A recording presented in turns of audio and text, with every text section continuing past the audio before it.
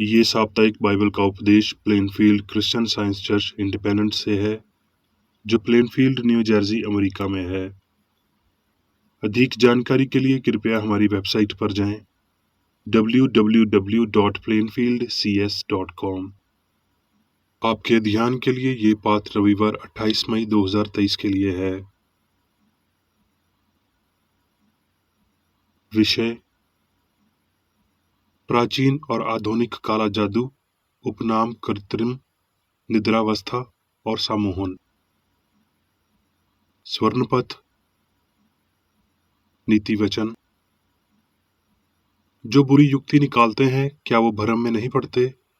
परंतु भली युक्ति निकालने वालों से करुणा और सच्चाई का व्यवहार किया जाता है।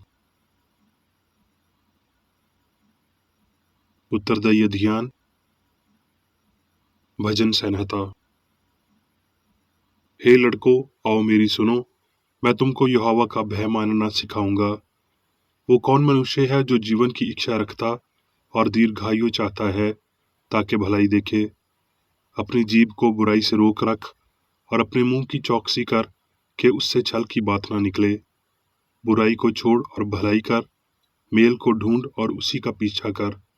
यहोवा की आंखें धार्मियों पर लगी रहती हैं और उसके कान भी उनकी दुहाई की ओर लगे रहते हैं। यहोवा बुराई करने वालों के विमुख रहता है, ताकि उनका स्मरण पृथ्वी पर से मिटा डाले। धार्मी दुहाई देते हैं और यहोवा सुनता है और उनको सब विपत्तियों से छुड़ाता है। दुष्ट अपनी बुराई के द्वारा मारा जाएगा और धार्मी के बैरी दोषी ठहरेंगे। यहोवा अपने दासों का प्राण मूल लेकर बचा लेता है और जितने उसके शरणागत हैं, उनमें से कोई भी दोषी न ठहरेगा। पाठ उपदेश बाइबल में से। भजन संहिता। यहोवा राजा हुआ है, पृथ्वी मगन हो और द्वीप जो बथेरे हैं वो भी आनंद करें। बादल और अंधकार उसके चारों ओर है। उसके सिंहासन का मूल धर्म और न्याय है। उसकी बिजलियों से जगत प्रकाशित हुआ। पृथ्वी देखकर थरथरा गई है।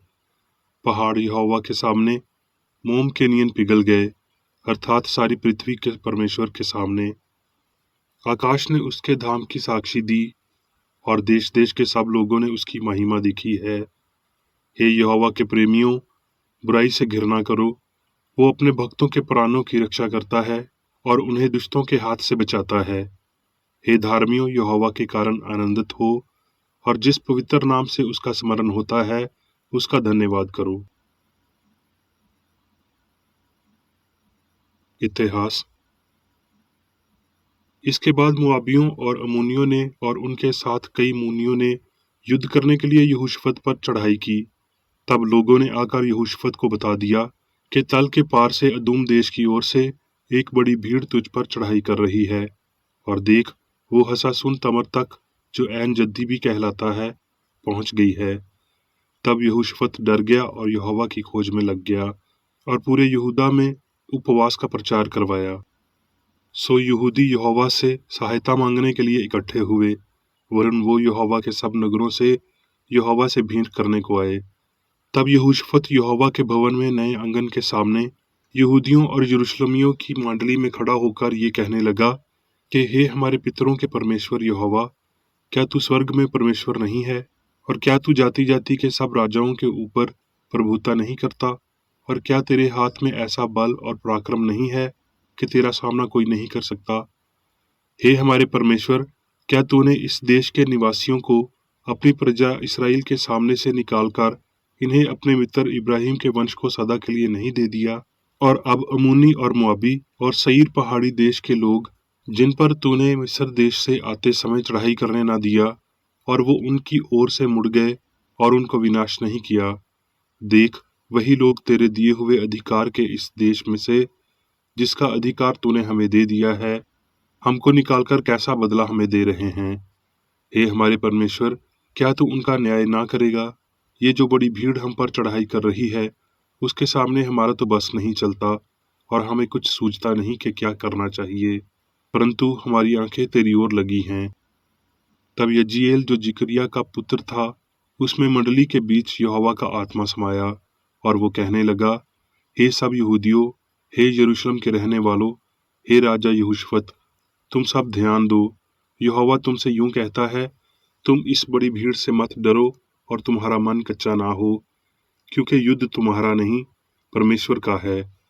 कल उनका सामना करने को जाना। इस लड़ाई में तुम्हें लड़ना ना होगा। हे यहूदा और हे यरूशलेम, ठहरे रहना और खड़े रहकर यहोवा की ओर से अपना बचाव देखना। मत डरो और तुम्हारा मन कच्चा ना हो। कल उनका सामना करने को चलना और यहोवा तुम्हारे साथ रहेगा। तब वो बिहान को सवेरे उठकर तकवा के जंगल की ओर निकल गए और चलते समय यहोशप्पत ने खड़े होकर कहा, हे यहूदियों, हे यरूशलेम के निवासियों, मेरी सुनो। अपने परमेश्वर यहोवा पर विश्वास रखो, तब तुम स्थिर रहोगे। उसके नबियों की प्रतीत करो, तब तुम कृतार्थ हो जाओगे। तब उसने प्रजा के साथ सम्मति करके कितनों को ठहराया, जो कि पवित्रता से शोभायमान होकर हथियाराबंदों के आगे आगे चलते हुए यहोवा के गीत गाएं और ये कहते हुए उसकी स्तुति करें कि यहोवा का धन्यवाद करो, क्योंकि उसकी करुणा सदा की है। जिस समय वो गाकर स्तुति करने लगे, उसी समय यहोवा ने अम्मोनियों, मोआबियों और सईर के पहाड़ी देश के लोगों पर, जो यहूदा के विरोध आ रहे थे, घातकों को बिठा दिया और वो मारे गए। भजन संहिता। जो परम प्रधान के छाए हुए स्थान में बैठा रहे, वो सर्वशक्तिमान की छाया में ठिकाना पाएगा। मैं यहोवा के विषय कहूंगा कि वो मेरा शरण स्थान और गढ़ है। वो मेरा परमेश्वर है, मैं उस पर भरोसा रखूंगा। वो तुझे अपने पंखों की आड़ में ले लेगा और तू उसके पैरों के नीचे शरण पाएगा। उसकी सच्चाई तेरे लिए ढाल और झिलम ठहरेगी। तेरे निकट 1000 और तेरी दाहिनी ओर 10,000 गिरेंगे, परंतु वो तेरे पास ना आएगी। परंतु तू अपनी आंखों की दृष्टि करेगा और दुष्टों के अंत को देखेगा। हे यहोवा, तू मेरा शरण स्थान ठहरा है। तूने जो परम प्रधान को अपना धाम मान लिया है, इसलिए कोई विपत्ति तुझ पर ना पड़ेगी, ना कोई दुख तेरे डेरे के निकट आएगा, क्योंकि वो अपने दूतों को तेरे निमित्त आज्ञा देगा कि जहां कहीं तू जाए वो तेरी रक्षा करें। उसने जो मुझसे स्नेह किया है, इसलिए मैं उसको छुड़ाऊंगा। मैं उसको ऊंचे स्थान पर रखूंगा, क्योंकि उसने मेरे नाम को जान लिया है। जब वो मुझको पुकारे, तब मैं उसकी सुनूंगा। संकट में मैं उसके संग रहूंगा। मैं उसको बचाकर उसकी महिमा बढ़ाऊंगा। मैं उसको दीर्घायु से तिरपत रखूंगा और अपने किए हुए उद्धार का दर्शन उसे दिखाऊंगा। अब मैं मेरी बेकर रेड्डी द्वारा क्रिश्चियन साइंस की किताब विज्ञान और स्वस्थ शास्त्रों की कुंजी के साथ के साहस संबंधी अंश पढ़ूंगा।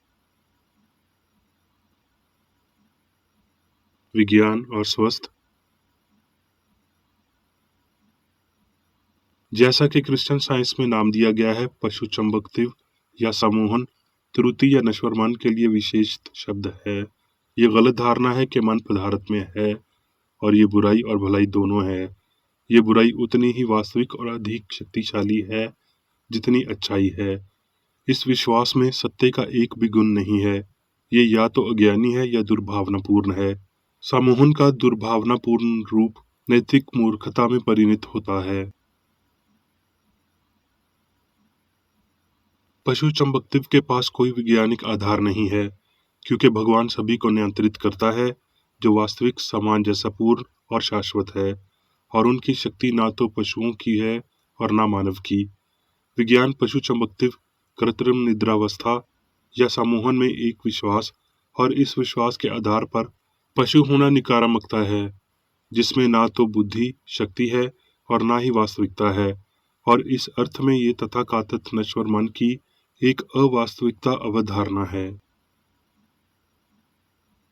लेकिन आत्मा का एक वास्तविक आकर्षण है। ध्रुव को सुई की ओर इशारा करना इस सर्वशक्तिमान या ईश्वर दिव्य मान के आकर्षण का प्रतीक है। क्योंकि परमेश्वर ब्रह्मांड को नियंत्रित करता है, ग्रहों का उसके निर्माता से अधिक मनुष्य पर कोई अधिकार नहीं है, परंतु मनुष्य जो परमेश्वर की सामर्थ्य को प्रतिबिंब करता है, सारी पृथ्वी और उसकी सेना पर प्रभुता करता है। क्रिश्चियन साइंस मानसिक क्रिया के तह तक जाता है और उस थोड़ी सी को प्रकट करता है जो सभी दिव्य कार्यों के सही होने का संकेत देता है, जैसा कि ईश्वरीय मन की मुक्ति है, और इसके विपरीत तथाकथित गलत क्रिया के कारण बुराई, मनुगतवाद, काला जादू, मंत्र मुग्धता, पशु चंबकत्व, सम्मोहन। विज्ञान की दवा दिव्य मन है। बेईमानी, कामुकता, झूठ, बदला, द्वेष, पशु प्रवृत्ति हैं और किसी भी तरह से मानसिक गुण जो बीमार को ठीक नहीं करते हैं। क्रिश्चियन साइंस आत्मा की समझ के माध्यम से भौतिक विश्वासों को नष्ट कर देती है और इस कारण की संपूर्णता स्वास्थ्य को निर्धारित करती है। मानव मन बलों को मिटाकर जो भी नाम या ढोंग किया जाता है, उसके तहत केवल बुराई काम कर सकती है। आत्मा और सामग्री के लिए अच्छाई और बुराई, प्रकाश और अंधेरा घुल मिल नहीं सकते। बुराई एक इनकार है क्योंकि ये सच्चाई की अनुपस्थिति है। ये कुछ भी नहीं है क्योंकि ये किसी चीज की अनुपस्थिति है। ये असत्य है क्योंकि ये ईश्वर की अनुपस्थिति, सर्वशक्तिमान और सर्वव्यापी का संरक्षण करता है। प्रत्येक नश्वर को ये सीखना चाहिए कि बुराई में ना तो शक्ति है और ना वास्तविकता। बुराई स्वयंभू है। वो कहता है, मैं एक वास्तविक इकाई हूँ और मैं अच्छाई पर काबू पा रहा हूँ। इस झूठ को सभी ढोंगों की बुराई को मिटा देना चाहिए। बुराई एकमात्र शक्ति खुद को नष्ट करता है। ये कभी भी एक छोटी सी अच्छाई को नष्ट नहीं कर सकती। अच्छाई को नष्ट करने के लिए बुराई का हर प्रयास एक विफलता है और केवल बुराई करने वाले को हमेशा के लिए दंडित करने के लिए सहायता करता है। यशाया में हम पढ़ते हैं, मैं उजाले का बनाने वाला और अंधेरे का सृजनहार हूँ। मैं यहोवा ही इन सबों का कार्य करता हूँ। लेकिन भविष्यद्वक्ता ने ईश्वरी कानून का उल्लेख करते हुए बुराई के प्रति विश्वास को अत्यंत बढ़ा दिया है। जब उसे सतह पर लाया और उसके सामने भाजिक शून्य को कम किया। धारा को शुद्ध करने के लिए मैली नदी को हिलाया जाना चाहिए। नयुक्त रासायनिक अकारण में जब बुराई भरम के लक्षण बढ़ जाते हैं, तो हम अपनी अज्ञानता में सोच सकते हैं कि भगवान ने बुराई को मिटा दिया है। लेकिन हमें यह जानना चाहिए कि ईश्वर का कानून तथाकथित पाप और उसके प्रभावों को उजागर करता है। केवल ये कि सत्य बुराई की सभी भावना और पाप करने की शक्ति को नष्ट कर सकता है। परमेश्वर या अच्छाई ने कभी भी मनुष्य को पाप करने के योग्य नहीं बनाया। ये अच्छाई के विपरीत है, यानी बुराई, जो पुरुषों को गलत काम करने में सक्षम बनाती है। इसलिए बुराई केवल एक भ्रम है और इसका कोई वास्तविक आधार नहीं है। बुराई एक मिथ्या विश्वास है। ईश्वर इसका रचयिता नहीं है। बुराई का काल्पनिक माता पिता झूठ है। बाइबल घोषित करती है, सब कुछ उसी दिव्य शब्द के द्वारा उत्पन्न हुआ और जो कुछ उत्पन्न हुआ है उसमें से कोई भी वास्तु उसके बिना उत्पन्न ना हुई। ये ईश्वरीय विज्ञान की शाश्वत सत्यता है। यदि पाप, बीमारी और मृत्यु को कुछ भी नहीं समझा जाता तो वो गायब हो जाते हैं। जैसे सूरज से पहले वाष्प पिघलते हैं, वैसे ही अच्छाई की वास्तविकता से पहले बुराई गायब हो जाएगी। नश्वर मन पदार्थ में संवेदना के आधार कार्य करना पशु चमकत्व है, लेकिन ये तथाकथित दिमाग जिसमें से सभी बुराई आती है, खुद को विरोधाभास करती है और अनंत विज्ञान में व्यक्त किए गए शाश्वत सत्य या दिव्य मन को उपजना चाहिए। क्रिश्चियन साइंस की हमारी समझ के अनुपात में हम अनुवंशकता, पदार्थ या पशु चमकत्व में मन के विश्वास से मुक्त होते हैं और हम अमर होने की स्थिति के बारे में हमारी आध्यात्मिक समझ के अनुपात में इसकी काल्पनिक शक्ति के पाप को निष्क्रिय कर देते हैं। मानव के हित में अच्छाई बुराई पर अध्यात्म और पशु पर आधिपत्य होना चाहिए, परंतु सुख कभी नहीं जीता जाएगा। इस खगोलीय स्थिति की प्राप्ति हमारे पूर्व जन्म को कम करेगी, अपराध को कम करेगी और महत्व आकांक्षा को उच्च लक्ष्य देगी। पाप की हर घाटी को ऊंचा किया जाना चाहिए और स्वार्थ के हर पहाड़ को नीचे लाया जाना चाहिए, ताकि विज्ञान में हमारे भगवान का राजमार्ग तैयार हो सके। हर समय और सभी परिस्थितियों में अच्छाई के साथ बुराई को दूर करें, अपने आप को जानें और ईश्वर ज्ञान और बुराई पर विजय के अवसर की आपूर्ति करेगा। प्यार की कश्मकश में जकड़े मानवीय घृणा आप तक नहीं पहुंच सकती। एक उच्च मानवता का सीमट एक देवत्व में सभी हितों को एकजुट करता है। ये भौतिक दुनिया अब भी परस्पर विरोधी शक्तियों के लिए अखाड़ा बन रही है। एक तरफ कला और निराशा होगी, दूसरी तरफ साइंस और शांति होगी। भौतिक विश्वासों को टूटना अकाल और महामारी, चाहत और शोक, पाप, बीमारी और मृत्यु के रूप में प्रतीत हो सकते हैं, जो तब तक नए चरानों को मानते हैं जब तक उनको कुछ और दिखाई नहीं देता। ये गड़बड़ी त्रुटि के अंत तक जारी रहेगी, जब सभी कला को आध्यात्मिक सत्य में निगल लिया जाएगा।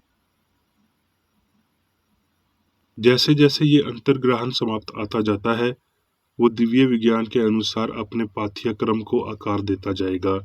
जैसे जैसे भौतिक ज्ञान कम होता जाता है और आध्यात्मिक समझ बढ़ती है, वास्तविक वस्तुओं को भौतिक की बजाय मानसिक रूप से पकड़ा जाएगा।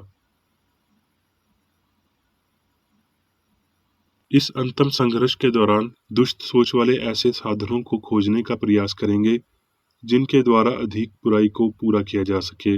लेकिन जो लोग क्रिश्चियन साइंस को समझते हैं, वो अपराध को रोकेंगे, वो त्रुटि की अस्वीकृति में सहायता करेंगे, वो कानून और व्यवस्था बनाए रखेंगे और आनंद पूर्वक परिपूर्णता की निश्चितता का इंतजार करेंगे। अब मैं मेरी बेकर रेडी द्वारा चर्च मैनुअल में दिए गए 3 दैनिक कर्तव्यों को पढ़ूंगा। दैनिक प्रार्थना।